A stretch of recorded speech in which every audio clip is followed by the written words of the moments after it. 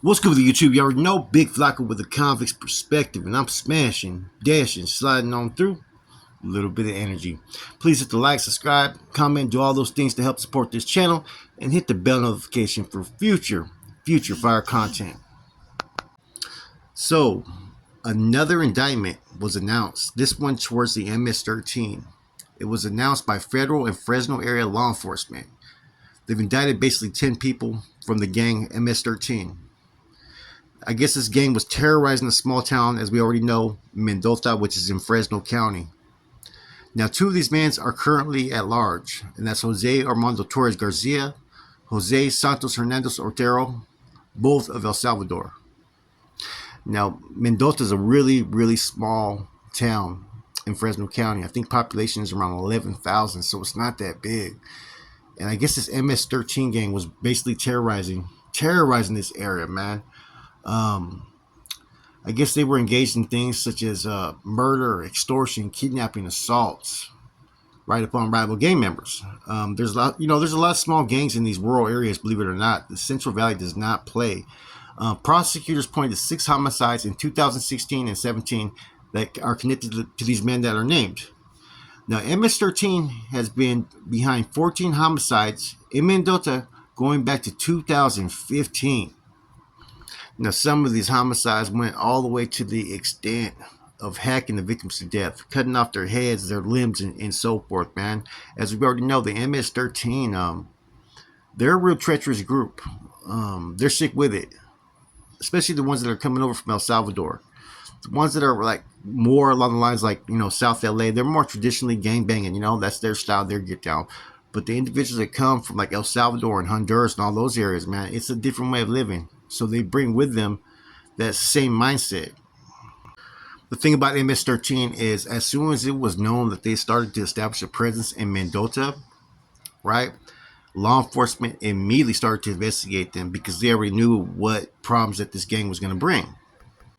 Now, in 2018, they had already arrested 25 members of MS-13. Now, this is pretty much a follow-up sweep that occurred like basically 5 years later to get the remaining individuals out there.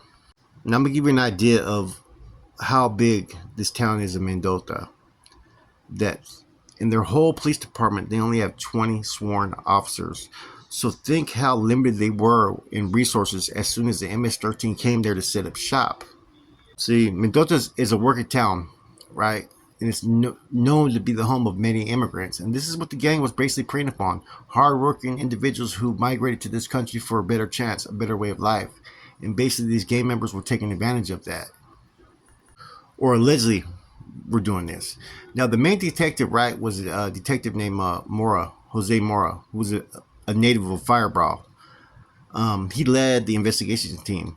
Now, what ended up happening was in 2020, he ended up passing away, which pretty much halted the investigation that was a follow-up for all that was occurring in Mendota back in 2016 and 17. Now, what's interesting, right, on the 8 names who were indicted and arrested, they were all from different areas. You had a Martin Alfredo Leyva from Richmond, Juan Carlos Torres, 34 of Stockton, Angel Morales, 32 of Salinas, Jose Martinez, 34 of Mendota, Luis Pineda, 28 of Mendota, Angel Castro Alfaro, 29 of Mendota, Jose Joaquin of Mendota. And this is what really caught my eyes right here, was a Julio Cesar Recinos Sorto, 28 of Leesburg, Virginia. So this tells me that this particular group of MS fall under the Rafa Nacional, right? Which is basically like the National Guard, which is basically they're reporting directly to probably El Salvador.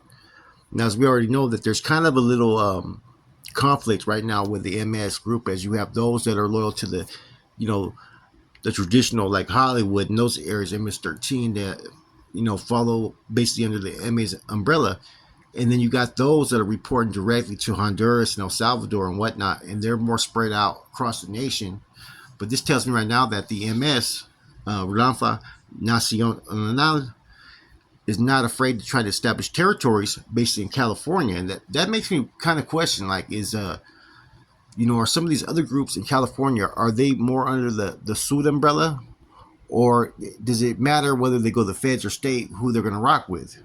Because we already know that currently in the feds, there's been a separation of a lot of MS individuals. Now, there's some that are bringing the Trece still, and they feel loyal to the MA, and there's others that don't feel as loyal. But right here, what you got here is you got a whole network cell that was trying to establish and terrorize the town. And see, this is what the MS-13 has done basically across the nation, basically. To places like New York, Virginia, Florida, and not necessarily big cities. They go into small cities first, establish them, right, and then they go from city to city. That's why you'll have people who are from different locations, and they've been out there in fucking Boise, Idaho. Next year, they're in New York. And there's some though too that have played both sides. What I'm saying, that are traditionally from, like I said, their MS-13 status came when they were in LA. And they're still loyal. As you know, you had that individual, what was his name, Mullah, who was playing both sides, but was more loyal kind of to the MA, in my personal opinion.